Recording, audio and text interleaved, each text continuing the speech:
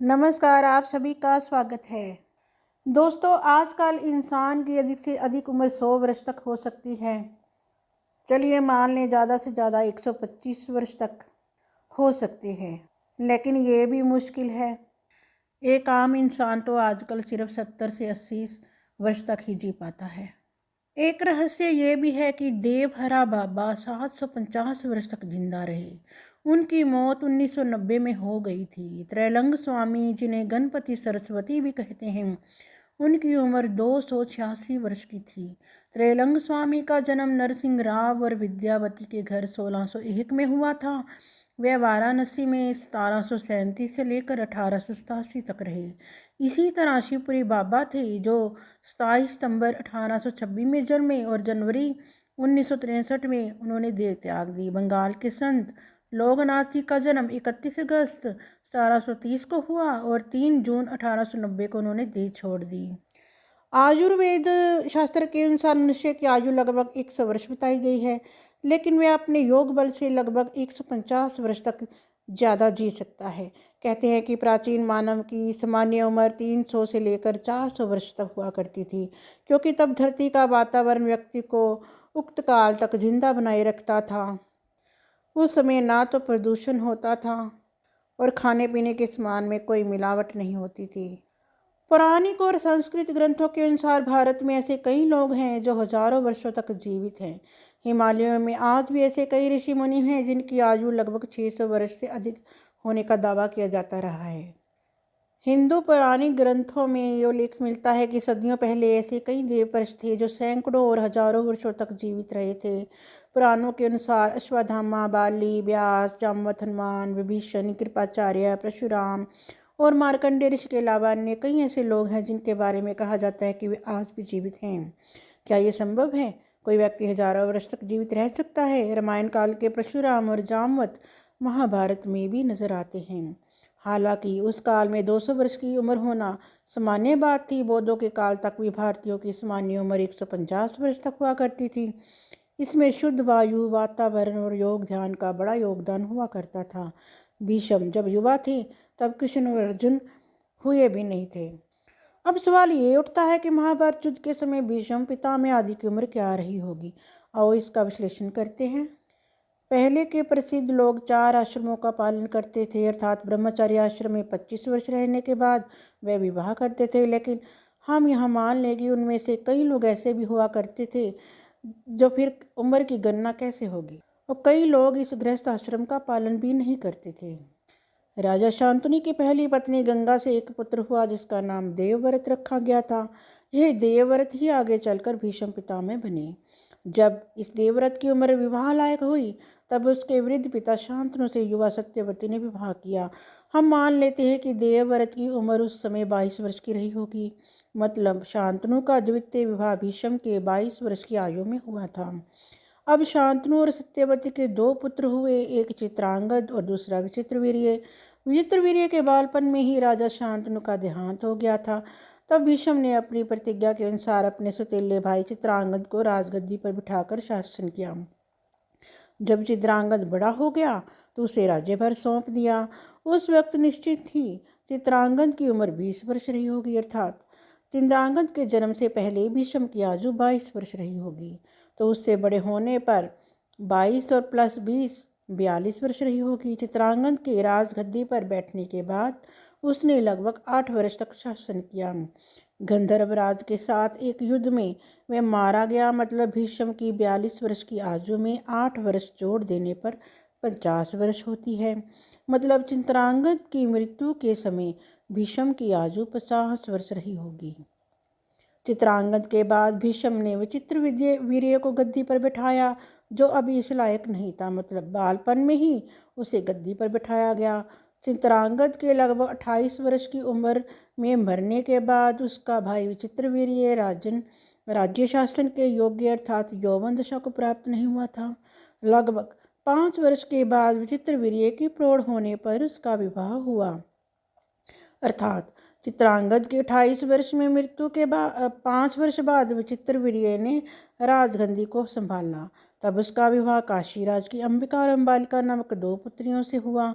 अर्थात इस समय भीष्म की आयु 50 में 5 जोड़ के 55 वर्ष की रही होगी। विवाह के बाद 7वें वर्ष चित्रवीर्य क्षय रोग से बीमार हो गया और 8 वर्ष में स्वर्ग सिधार गया। इस मान से भीष्म की आयु 55 + 8 63 वर्ष की रही होगी। चित्रांगद और चित्रवीर्य दोनों पुत्रहीन मरे थे, इसलिए भीष्म के समक्ष ये यक्ष प्रश्न था कि आगे किसे राज्य सौंपा जाए। तब सत्यवती ने भीष्म से कहा कि आप अंबिका और बालिका के साथ नियोग करके पुत्र उत्पन्न करो, लेकिन भीष्म ने ब्रह्मचर्य की प्रतिज्ञा ली हुई थी। बहुत मानने पर भी भीष्म नहीं माने। तब सत्यवती ने अपने पराशर ऋषि के संयोग से उत्पन्न पुत्र कृष्ण अर्थात वेद व्यास से नियोग के लिए अंबिका अंबालिका को भेजा। वेद व्यास ने अंबिका अंबालिका और एक दासी के साथ नियोग किया। इससे धृतराष्ट्र, पांडु और विदुर का जन्म हुआ।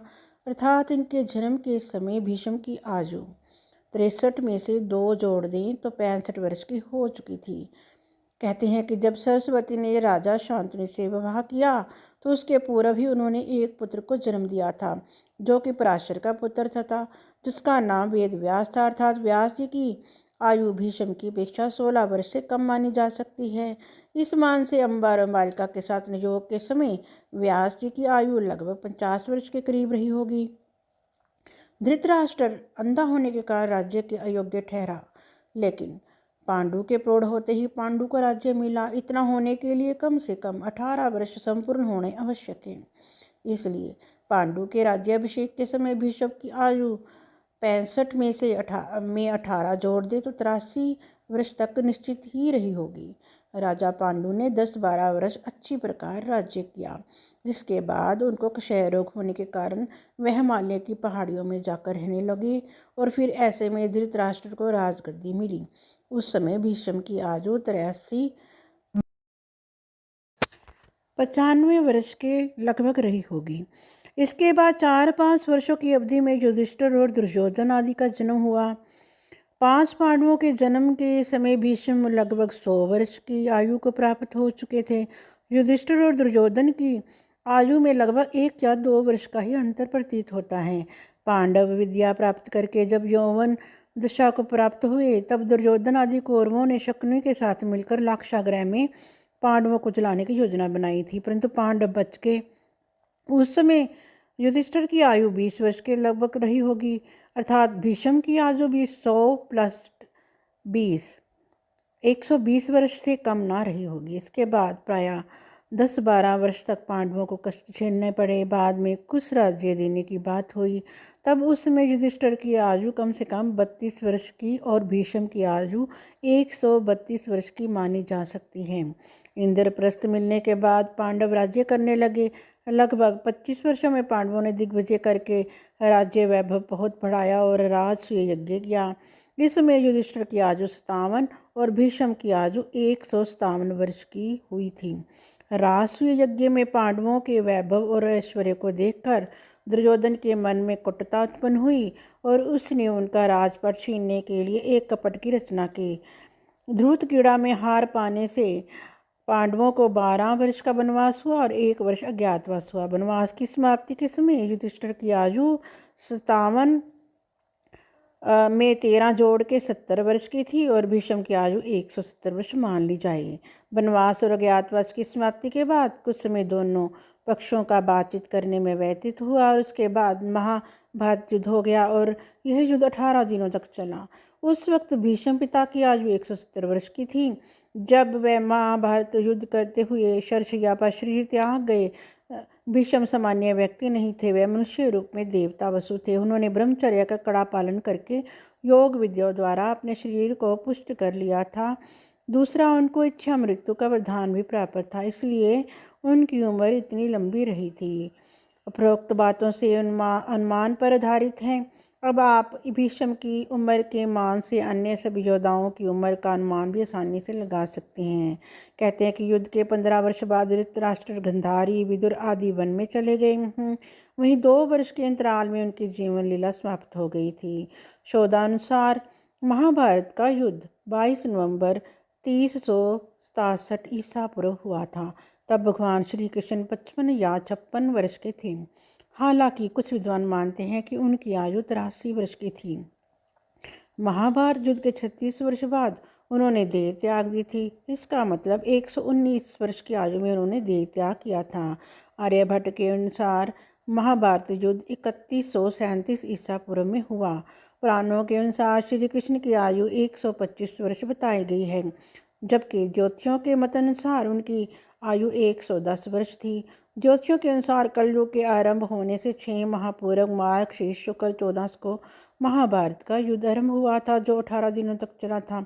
कलयुग का आरंभ श्री कृष्ण के निधन के 36 वर्ष बाद हुआ। इस युद्ध के समय अर्जुन 55, कृष्ण 83 और भीष्म कम से कम 150 वर्ष के थे। इन लोगों की उम्र के मान से ही अन्य सभी योद्धाओं की उम्र का अंदाजा लगाया जा सकता है। जैसे अर्जुन से युधिष्ठिर और दुर्योधन लगभग 2 साल बड़े रहे होंगे। भीम, सहदेव और नकुल 2 साल छोटे रहे होंगे। दोस्तों, वीडियो कैसी लगी? अगर पसंद हो तो लाइक, सब्सक्राइब, शेयर ज़रूर करें।